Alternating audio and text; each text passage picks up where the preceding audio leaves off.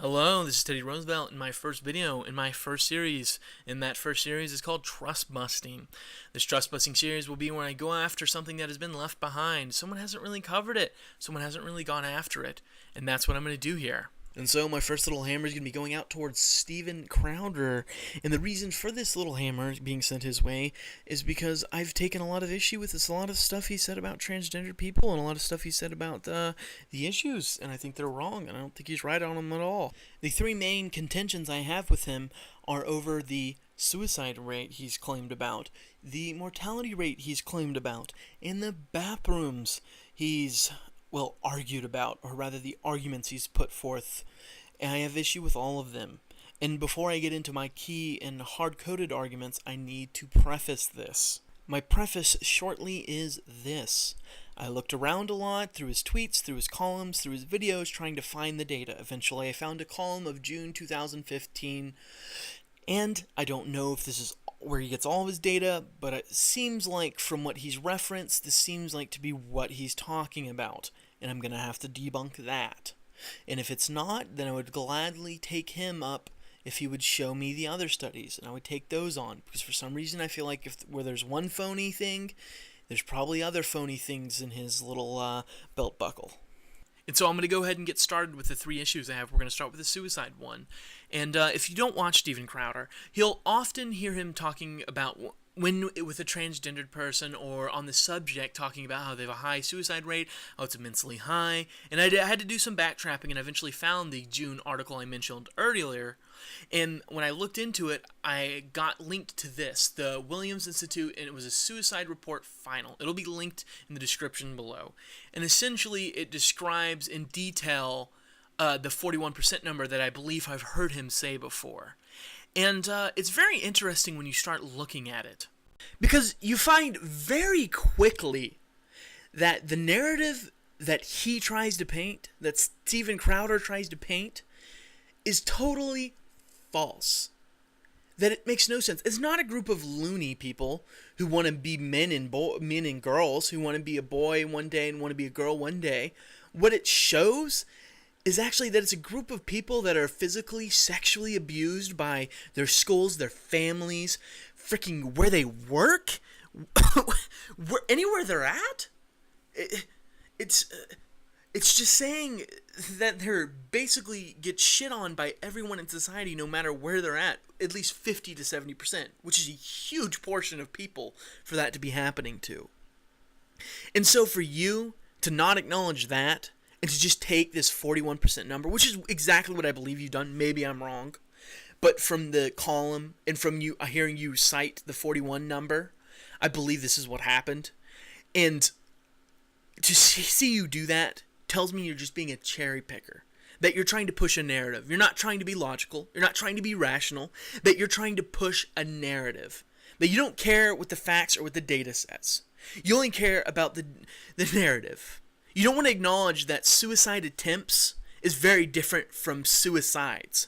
The fact that 75% of women commit the total amount of suicide attempts, and that 80% of total suicides are from men. That the suicide attempts has nothing to do with committing suicide. You're just wanting to push a narrative. You don't want to acknowledge all these other numbers. You don't want to acknowledge that the survey itself was taken from a discriminatory basis, meaning that it's skewed, meaning that it's not actually an accurate representation. You don't want to acknowledge that. You don't want to acknowledge any of that. You just want to say, because 41% sounds good to you, it sounds like it proves your point, it validates your belief, whatever your fucking belief is. It's hard to peg you down. That, there's something wrong here. That it's a clinical issue. It's not that people can actually be born differently. It's ridiculous. It's ridiculous. On to my second point of contention with you, about the trans having higher mortality rates. And so, I did some digging, and I found where you have linked to a source of information. And that source of information was via Milo Post, which then linked to a Swedish mortality study, or cohort study, about, I'll just read the whole title. Long-term follow-up of transsexual persons undergoing sexual reassignment surgery. And basically, it was from 1973 to 2003. Let's ignore all scientific progress since then. Let's just ignore it. All right, it's been ignored. But let's focus on the study itself. So it does say in the results, the overall mortality rate for sexual reassigned persons was higher during a follow-up.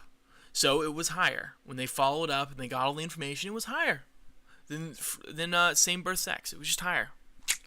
Oh, you got me. Darn. Except when you go read into the introduction, there are tons of conflicting information. Like their follow-up surveys didn't find the same information to be true. The Dutch survey didn't find anything that they were saying to be true.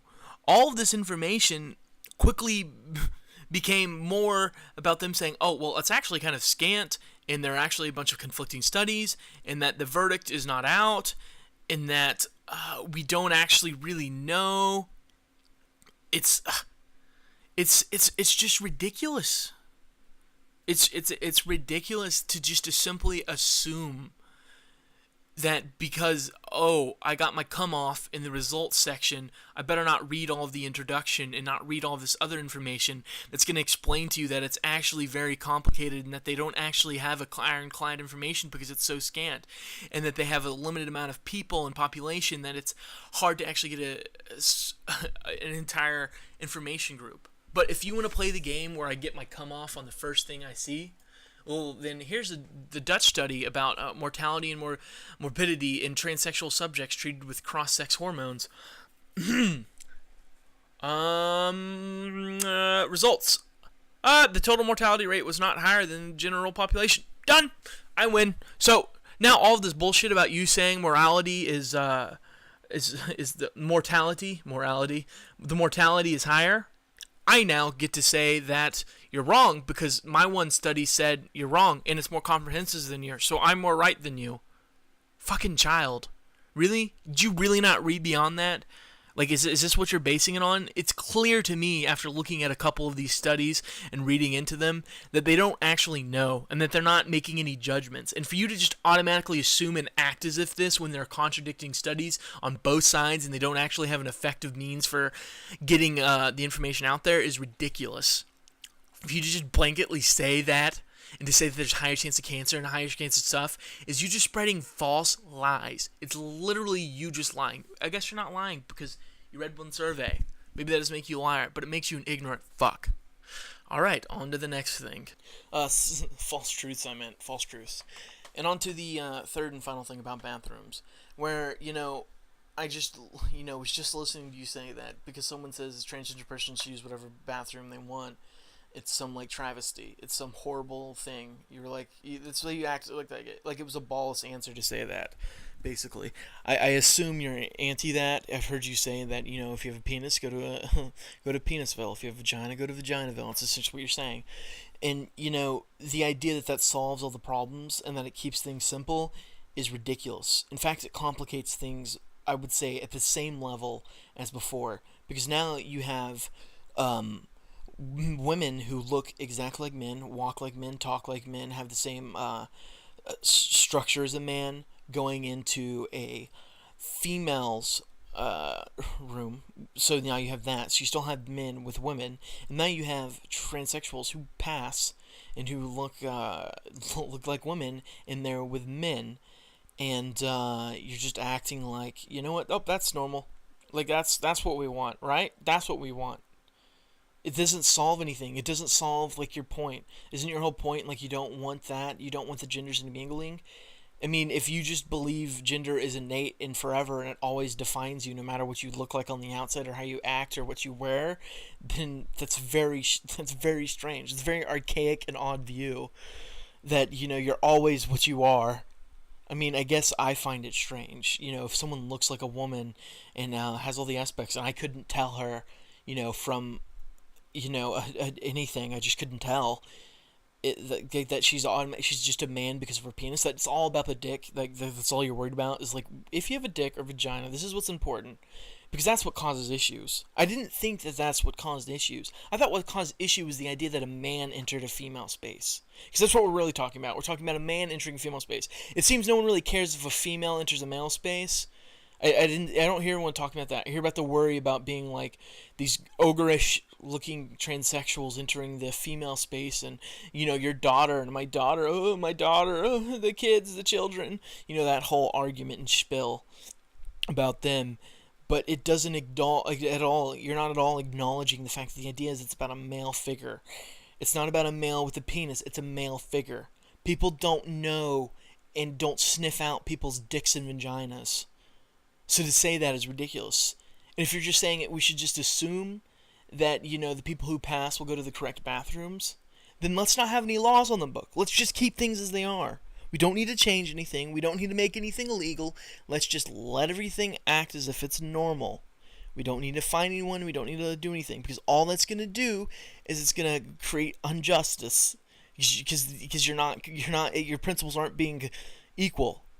They're just not. You're just being a dick.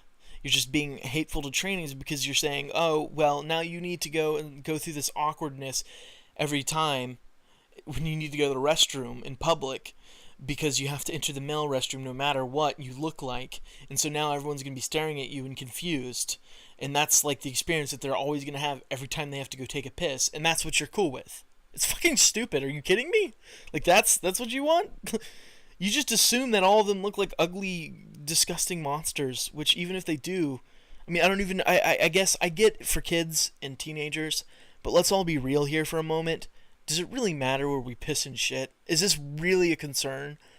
Like, should we even have, segregated bathrooms? Like, is it really that big of a deal? I don't know. I mean, it's very strange to me. And that's the end of my thoughts there. It's just my finishing thoughts. It's very strange. Very strange. I think there's a conversation to be had. But other than that, I don't feel Steven's making any better argument than anyone else. He's making kind of a shitty one and a dumb one. But that's it, guys. See you next time.